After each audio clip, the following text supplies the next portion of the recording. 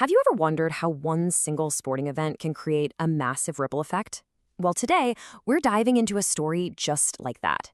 We're going to look at how one single nail-biting cricket match didn't just decide a winner, it sent shockwaves that completely rewrote the future of an entire T20 World Cup. Let's get into the data. So that's the big question, right? How is that even possible? It feels a little unlikely that one result out of dozens of games could completely reshuffle the deck for every other team. But as we're about to see from the numbers, in the high-stakes world of tournament cricket, that's exactly what can happen. Okay, so to really get the full impact of what happened, we need to set the scene. We've got to look at the landscape before all the chaos went down. So let's check out the numbers and see who the big favorites were to make the final, right before this one game changed absolutely everything. Right, so the numbers here are telling a very, very clear story. Just look at this. Before the Super 8 stage even began, an India versus New Zealand final was the runaway favorite. We're talking almost a 24% chance. In fact, India was part of 3 of the top 5 most likely final matchups. It was pretty clear, by the numbers at least, they were the team to beat.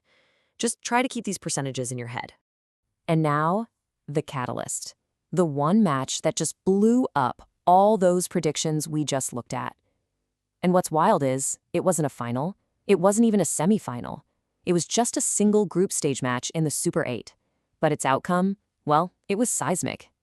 The match in question was Pakistan versus Sri Lanka.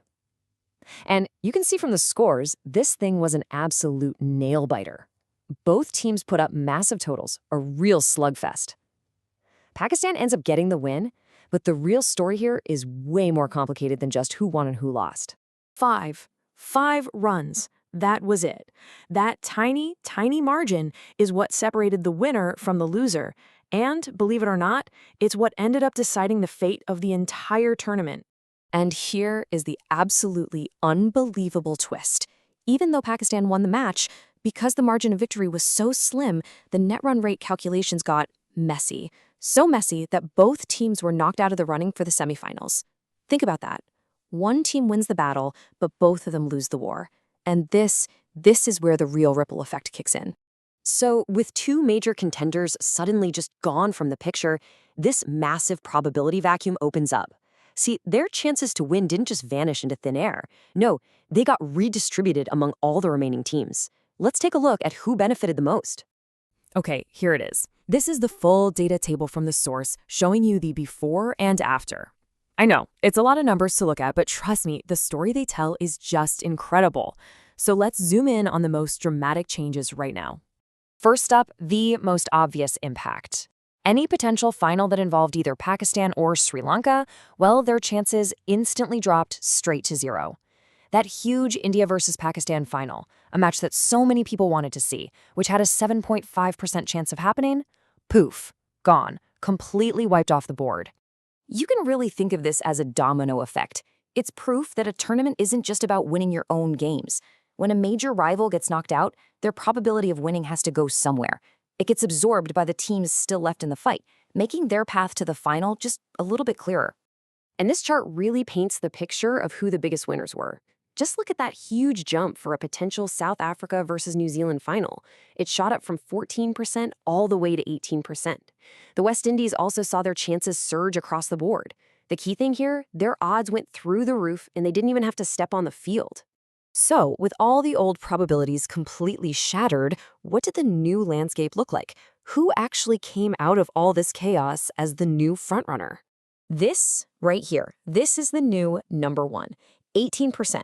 After that single result between Pakistan and Sri Lanka, this became the single most likely final matchup in the entire tournament. And the source analysis spells it out perfectly. The new most likely final was now South Africa versus New Zealand. An outcome that was, a pretty distant third favorite before, suddenly vaulted into the top spot, all because of a match it had absolutely nothing to do with, just a massive, massive shift in power. So what's the big lesson here? What does this all really teach us? Well, this whole journey through the stats reveals some really fundamental truths about how tournaments work, lessons that go way beyond just one cricket match. It really all comes down to this. Tournaments are these deeply interconnected ecosystems. Your team's fate isn't just in your hands, it's tied to every other result out there. A single game, decided by the absolute slimmest of margins, can set off a chain reaction of consequences. And ultimately, that's the power of data. It lets you peel back the layers and see the hidden story that's unfolding just behind all the drama on the field. And that kind of leaves us with one final thought. The numbers, the data, they can show us the probabilities, they can map out the most likely path, but they can never truly predict what's going to happen. That's decided out there, on the field. The data gives us the map, but it's the players, that unquantifiable human element, that make the journey so incredible to watch.